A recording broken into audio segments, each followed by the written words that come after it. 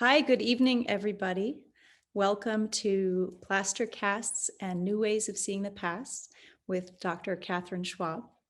My name is Lindsay Fife. I am the School and Teacher Programs Manager at the Wadsworth Atheneum. And by way of introduction, I will just quickly say that there are several exhibitions currently on view. I will draw your attention to two.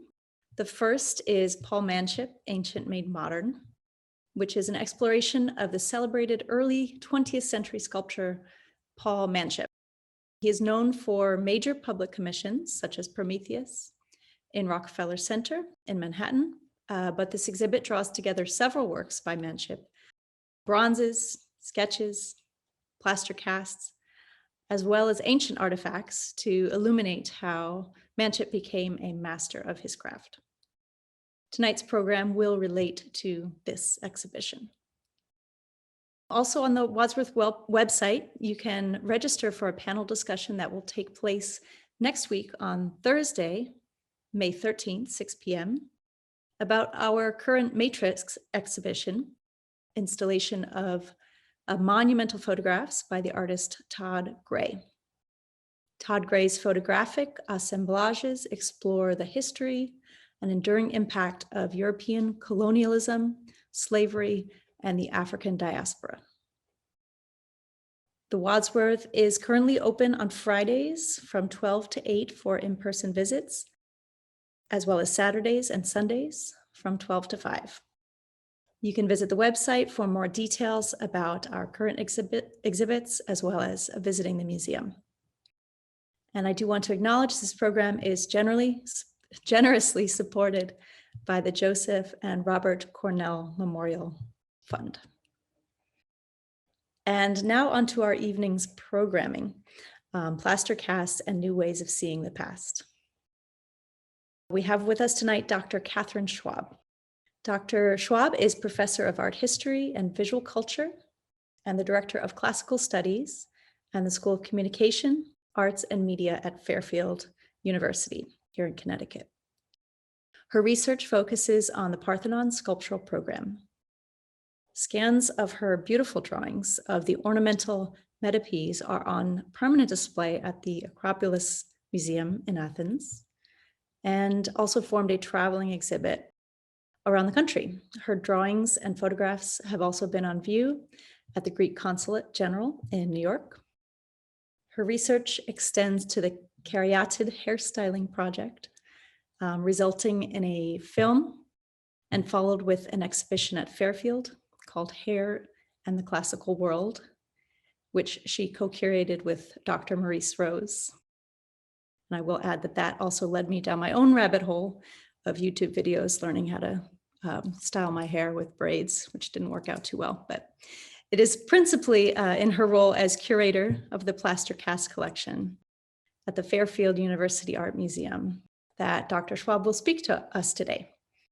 Her engagement with plaster casts began with her Parthenon research in Athens and then continued in 1991 with the development of a collection of 100 historic plaster casts at Fairfield University. So thank you all for being here and taking some time with us this evening, and a very warm welcome to Dr. Schwab. And I will now turn things over to you. Thank you so much, Lindsay. I'm delighted to be here, and I would also like to thank both Jana Israel for all of the preliminary planning for this talk, as well as Erin Monroe. The conversations started with her more than a year ago, and it was just fantastic, just fantastic. So I'm quite excited to present to you on the topic of Paul Manship, but also plaster casts. A few weeks ago, I had the opportunity to see the exhibition Paul Manship, Ancient Made Modern at the Wadsworth Atheneum. It is gorgeous and an inspiring installation. I hope that those of you in the audience will have the chance to see it. Last month, we heard Dr. Susan Rather's excellent presentation on the artist Paul Manship as part of the exhibition programming. Of course, a particular interest for me was learning more about Manship's brief but influential trip to Greece in 1912. This evening, I would like to start by briefly considering some of the artists in Athens with whom Manship may have met or been aware of, and to ponder what he may have seen in London en route to the US following his fellowship at the American Academy in Rome. I will then turn to the topic of plaster casts from antiquity to today, and it will not be exhaustive, don't worry, including both in the tradition of artist training in fine art academies and the evolving use of plaster cast collections, with a special focus on our historic plaster cast collection at Fairfield University. Two of our plaster casts are in the Manship exhibition. By coincidence, this is the 30th anniversary of our Fairfield University plaster cast collection, which began in 1991. Near the very end of his fellowship at the American Academy in Rome, Paul Manship traveled to Greece, where he spent time in Athens, Olympia, and Delphi. Some of his drawings from these travels are in the exhibition. Athens in 1912 would have had a small population with a foreign community of artists and scholars who would have known one another. One such artist was the Swiss photographer Frédéric Boissonnas, who was frequently in Athens and took photographs, such as these two views of the Temple of Poseidon at Sunion and the Parthenon Cella looking to the west. His point of view, clarity of light, composition framing are all still deeply admired. Not only did he document antiquities, but he brought to the composition his subjective aesthetic choices, including iconic views. Another Swiss artist was Émile Gillieron, père, the father, who spent significant time in Greece, where he had the unrivaled opportunity to make watercolors of antiquities, including those being excavated on the Athenian Acropolis. He witnessed the surviving paint on several archaic sculptures, freestanding as well as architectural, and his watercolors are extraordinary evidence of the vividness of painted colors that would soon fade on the ancient sculpture and are now no longer visible to the human eye, a reminder of what has been lost to us. The Metropolitan Museum of Art has a remarkable number of the artist's watercolors of Greek antiquities. Those representing sculpture from the Acropolis formed a stunning exhibition in 2019, thanks to the exceptional research and collaboration conducted by the curator, Dr. Joan Mertens, and the conservator, Ms. Lisa Conte. A few years ago, while engaged with my Parthenon research in the Acropolis Museum, I had the chance to learn about a cast of Core 685 from the museum conservator, Kostas Vassiliadis. He explained and reconfirmed the information earlier this week that the cast was painted by Gillieron père when the original paint was still preserved and more visible on the original sculpture. I thank him for the following information. Two reds were used, darker red for the hair, which is based on hematite, and the lighter red in the clothing, which was cinnabar, but now corroded to a green tone. Hematite is very stable and enduring, which is why we see the reddish tone preserved on some ancient Greek sculptures even today. The painted cast was donated to the Acropolis Museum by the great-grandson of Gillieron père, and it is on view in the Archaic Gallery today, adjacent to the original Core 685. When Manship concluded his fellowship in Rome, he returned to the US in 1912, but he stopped in London. This may not be possible to verify, but I do wonder if Manship saw reliefs of the Temple of Apollo from Bassi, or at Bassi, in the British Museum. These details of the Centaur Ramaki from the Bassi frieze have a raw and savage aggression similar to Manship's Centaur. Plaster casts of the frieze were in collections and could have been studied. We have one Bassi cast, but it is of Amazons fighting Greeks, not the battle with centaurs. Manship has a further connection to Athens, but in an unexpected way. Dr. Natalia Wojciechowska-Brogan, the Doreen Kennedy Spitzer archivist at the American School of Classical Studies at Athens, wrote a 2014 essay for her series entitled From the Archivist's Notebook, in which she kindly shared with me, since it concerns a small-scale Actaeon by Manship at the school. The Wadsworth exhibition has a large-scale version that includes Diana as well. Manship had returned to Europe and was living in Paris when he met Gorham P. Stevens, then director of the American Academy in Rome. Dr. Wojciechowska calculates that Manship gave the Actaeon to Stevens between 1923 and 1927.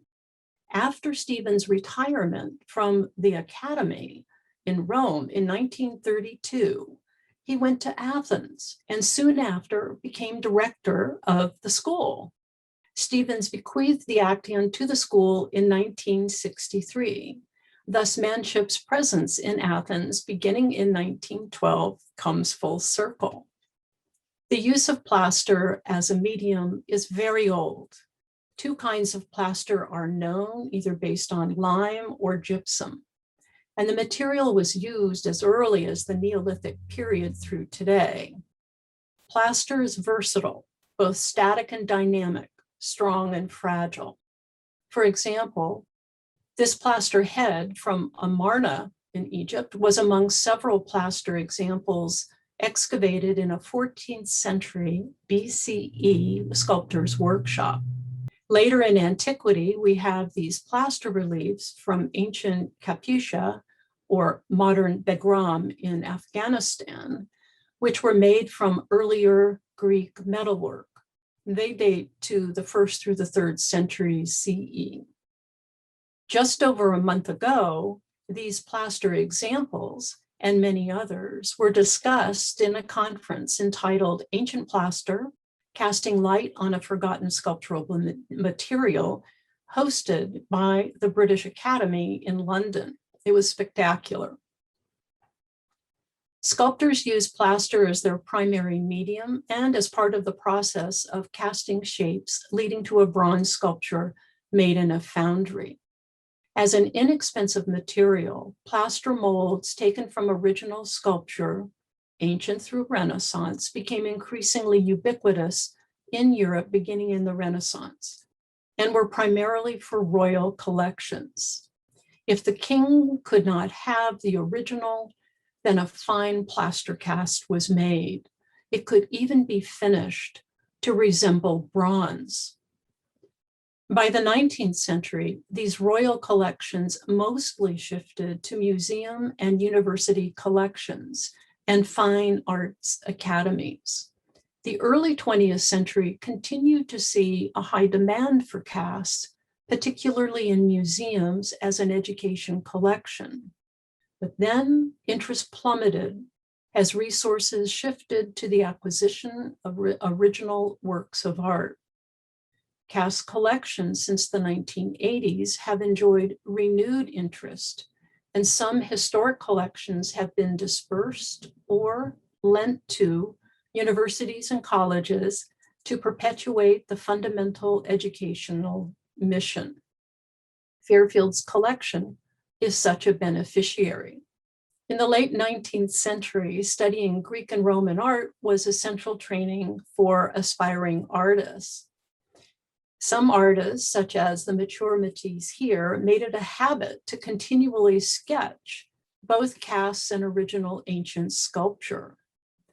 The female torso on the table is a plaster cast, and the crouching image on the wall is inspired by a series of ancient Greek images of a well-known figure, the crouching Aphrodite.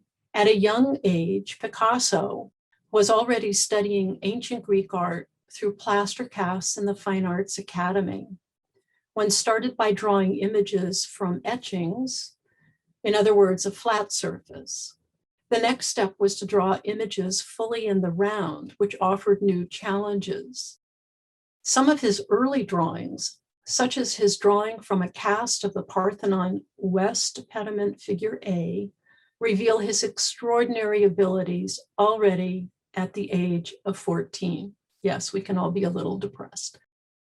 As Dr. Susan Galassi said in a reference to this drawing for the Frick exhibition catalog, Picasso's Drawings, quote, through his copies after plaster casts of antique sculpture, Picasso learned both to convey the vitality of the human figure and to appreciate the freedom and challenge inherent in the concept of imitation at the core of classical art, lessons he retained for life, end quote. This view of the École des Beaux-Arts in Paris, filled with row upon row of plaster casts, as well as a fabrication of the northwest corner of the Parthenon, is where Rodin thought he would begin his training. He soon developed a passion, if not an obsession, for antiquities, and he particularly liked broken and fragmentary sculpture.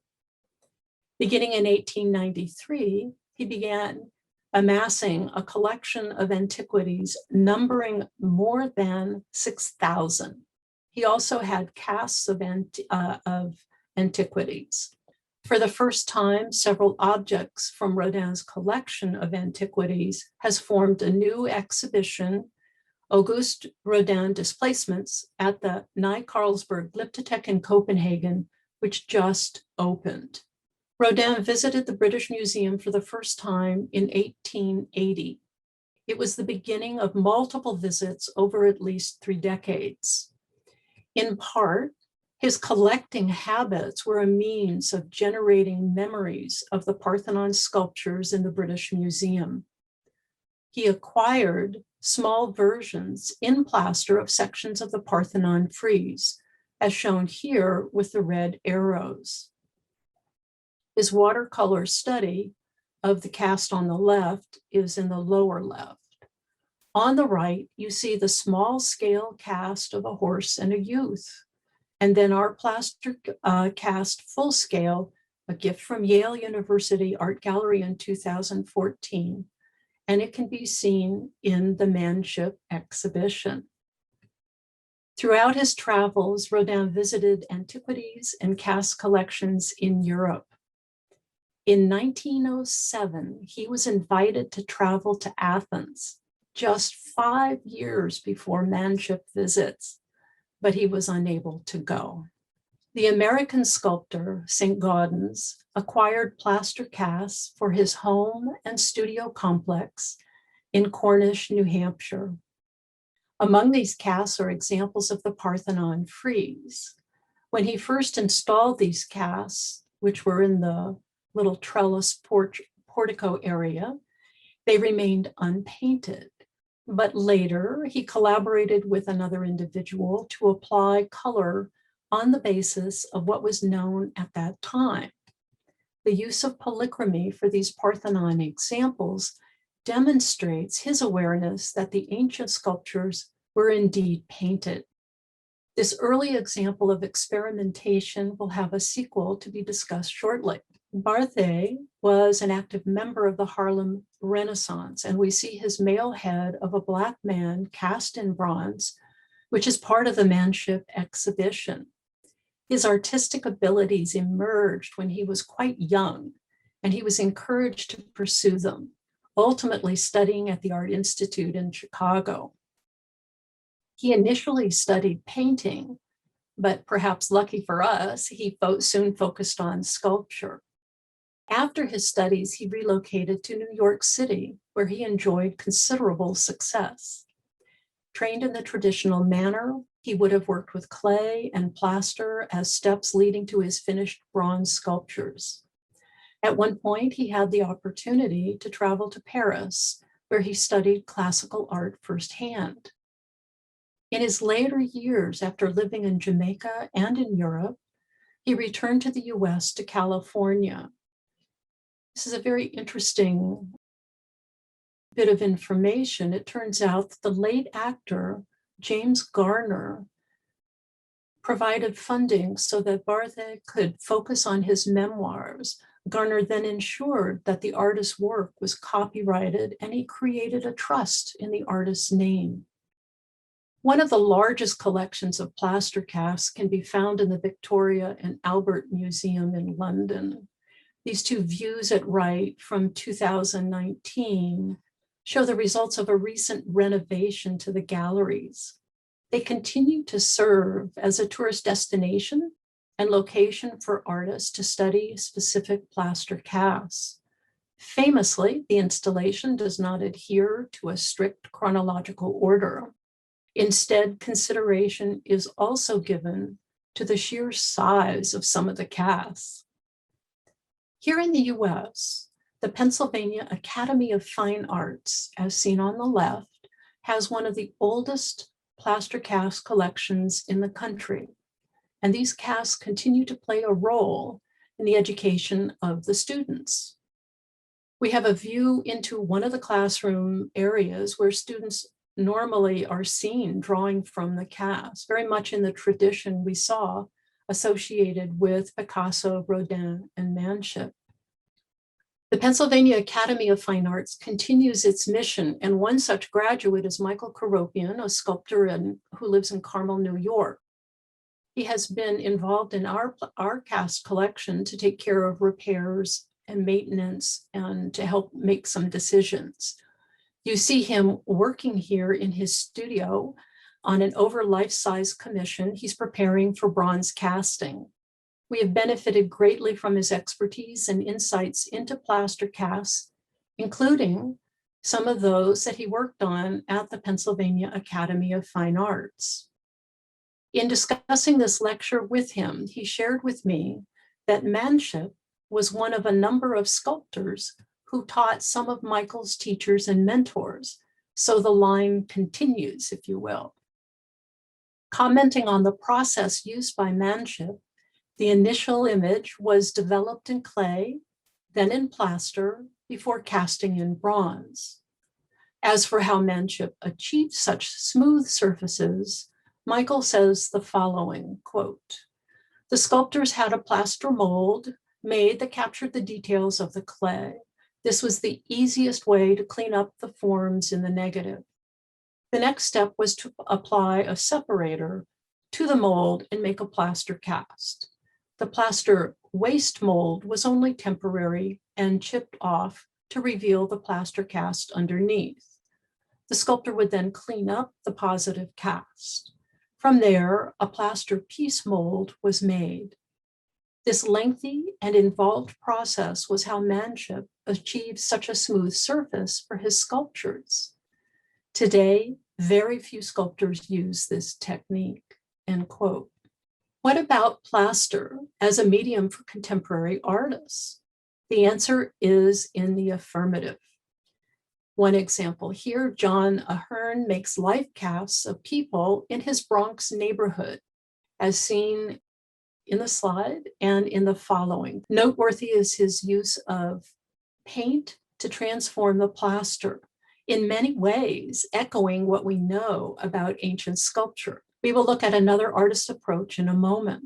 Our plaster cast collection began in 1991 when the Metropolitan Museum of Art was beginning to lend casts on a long-term renewable loan basis.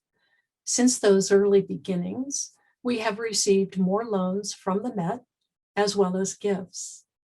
The largest number of our casts come from the Met's historic collection, and over the years, additional casts have been given to us from the first effort of prehistoric and classical antiquities in Athens, the Slater Museum, the Yale University Art Gallery, as well as from individuals. We currently have just over 100 plaster casts, which the university and wider community continue to study and enjoy. In recent years, some of our casts have left the campus to be featured in contemporary exhibitions. In 2015, Ruby Sky Styler, an artist in New York City, worked with curator Dr. Amy Smith Stewart at the Aldrich Museum of Contemporary Art to create ghost versions. 8 of our plaster casts traveled to the Aldrich to form 2 substantial groupings around Ruby's hydrocoal plasters in relief, which are featured on the wall. The silent dialogue between past and present was palpable in the gallery with spectacular lighting to evoke the natural outdoor light. And here is a detail, a view of one of the panels by Ruby Sky Styler. Last year, the Tang Museum at Skidmore curated Flex and borrowed our very large cast of the torso of Poseidon as seen on the central platform. The cast combines the original fragments in the British and Acropolis museums. The torso cast represents what was once a full-length, over-life-sized marble figure of Poseidon from the Parthenon's west pediment. During normal times, the cast is prominently featured in the lobby of our Quick Center for the Arts at Fairfield, where numerous people, visitors especially, can see him. Coming full circle, I have used the Fairfield cast of the torso of Poseidon as the basis of my drawing at Wright, and this was especially helpful since the 2 surviving ancient fragments are countries apart. Not surprisingly, casts have become increasingly vital to scholarship because they preserve details no longer visible on the surface of original ancient sculptures. While lending casts for exhibitions elsewhere has been one development, another way in which we have initiated innovative uses involves the new Canaric Palliative Care Center on campus. In 2017, a new building was finished on campus for the Marion Peckham Egan School of Nursing and Health Studies. Inside the building, on the main floor, is the Canaric Palliative Care Center.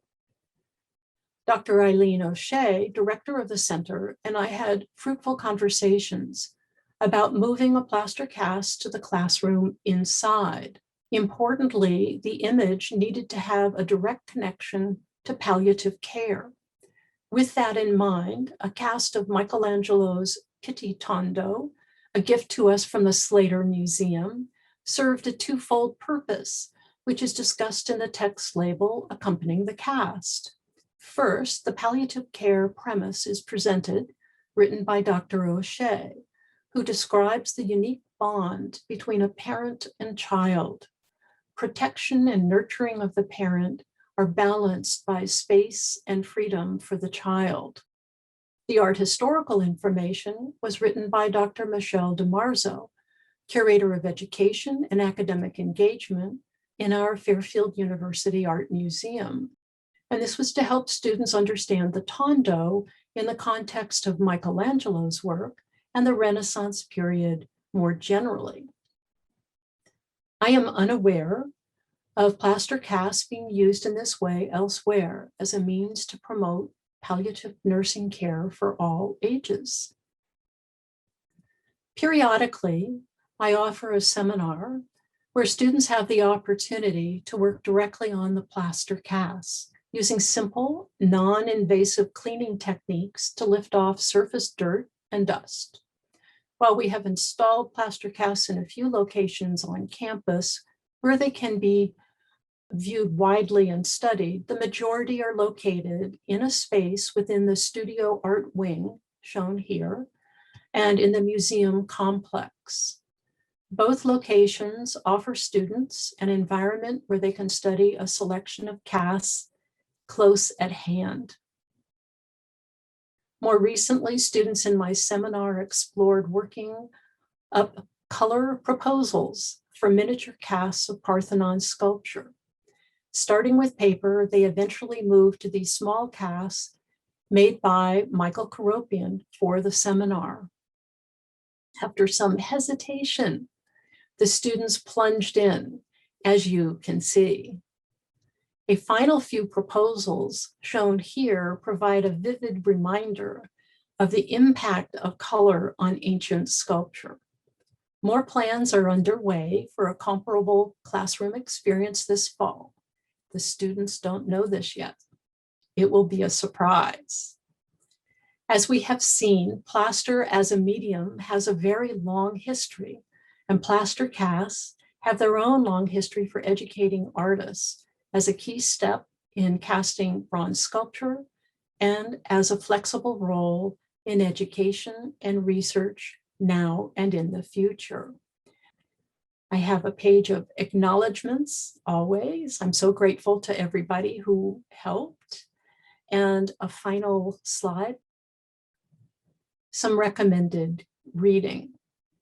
Thank you so much. Dr. Schwab, thank you so much. If you have questions for Dr. Schwab, please write them in the chat now. We have a couple comments coming in. Thank you. And a comment that the artist Michael Karopian is creating the historical figures collection in Manchester. Great. I was curious what it's like to care for a historic plaster cast collection in terms of sort of what they need. You have 100 of these casts under your care. What kind of work do they require? Well, I think a fundamental aspect is making sure they're in an environment that causes the least amount of range in humidity and temperature range. So that's one thing. We love it when there's an opportunity to move things around gently.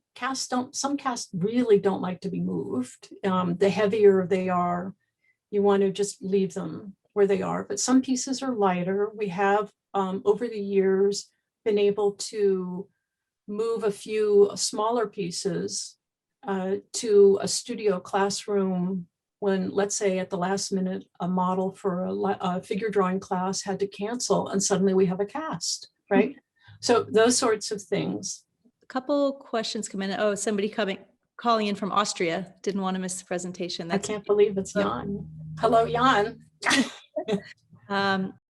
Michelle DeMarzo asks, if you could acquire a plaster cast for the museum, which would you like to see added to Fairfield's collection? A caryatid. A caryatid. Full scale.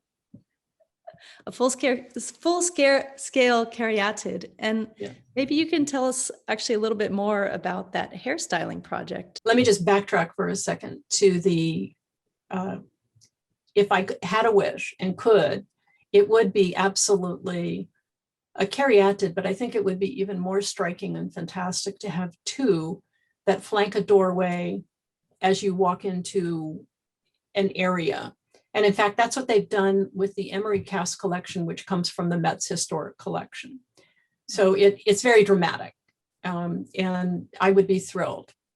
The hair project started because we had an exhibition of photographs, the creative photograph in archaeology. And that was, I think, in 2007 in the Walsh Galleries.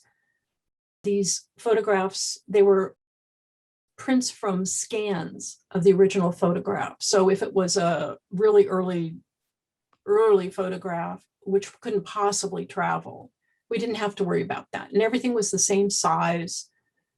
Anyway, it was really interesting to see them all lined up in this way, not competing with one another, but different visions by different photographers at different times. In the 1970s in particular, but in the 20th century grouping, there were some photographs of the caryatids.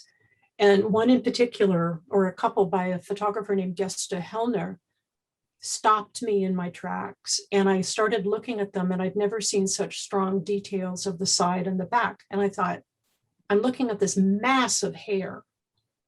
And I realized it had all of these things that looked like braids, but I didn't understand them. And so I talked to a professional hairdresser, and the rest is history. A couple more questions coming through, and then a comment suggesting the George Walter Vincent Smith Art Museum in Springfield, the large plaster cast collection, the largest in one of the largest in New England. And yes, a comment saying thank you, Professor Schwab, for the wonderful presentation.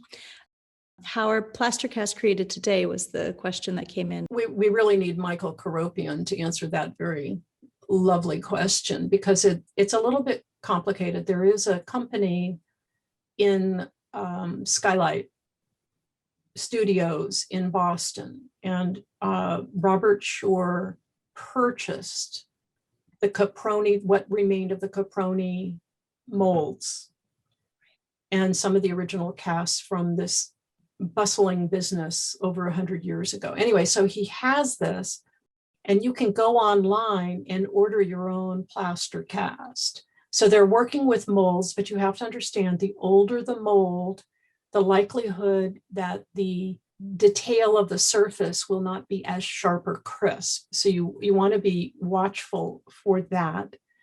And the work that comes in from that studio is fantastic. So that's how you get a new one today, is really, that's the route to take. Question wondering, when plaster casts were used for educational purposes in Manship's time, would the casts have been painted? They were, some are, and there was one I know for sure because I looked really hard at it, in Metapee from the Temple of Zeus at Olympia, beautiful at scale.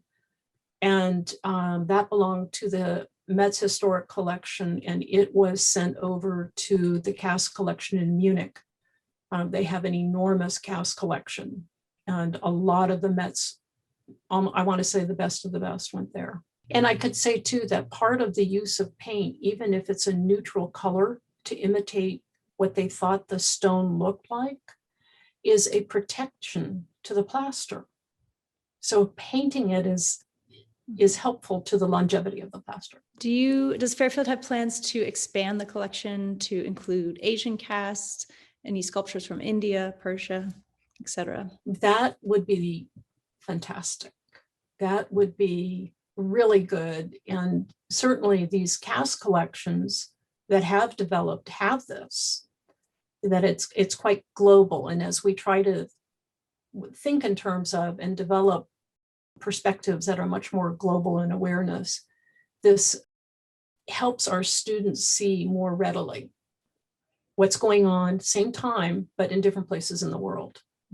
So I can't answer that specifically, but it is highly aspirational. Can you also tell us your thoughts about the return or not of the Parthenon marbles to Greece? Can the plaster cast replicas be enough for the general viewers visiting the British Museum? That's a very delicate question. Right now, I will simply say that in the Acropolis Museum, they have the second oldest set of plaster casts of Parthenon sculpture filling in where the example is in the British Museum, or I believe in the Louvre in Paris. And it gives a sense of the completeness of the program. Those casts are very important because they're so old, and they were made from molds taken directly off of the original sculpture. And I can add, there's a lot of work being done in new technologies. These technologies allow one to see color on that we can't see. So a lot of this has been tested. The initials are VIL, visual illuminating luminescence imaging, or something like that. And there's some experts who use this device, and they can see Egyptian blue, and it shows up white. And there have been made some discoveries on the British Museum in the pedimental sculptures, the three goddesses in the East pediment, where it's very clear that there were figures forming borders, almost a textile pattern, but with human figures. So it was very elaborate compared to what we imagine today. Do you know where Michael Karopian's sculpture of Chief Nimham that was in the photo will end up? I should know. He has certainly mentioned it many times on his Facebook postings. And I believe he said he has a deadline before it has to go to the foundry or something coming up. He has about 2 more months work before he takes care of that.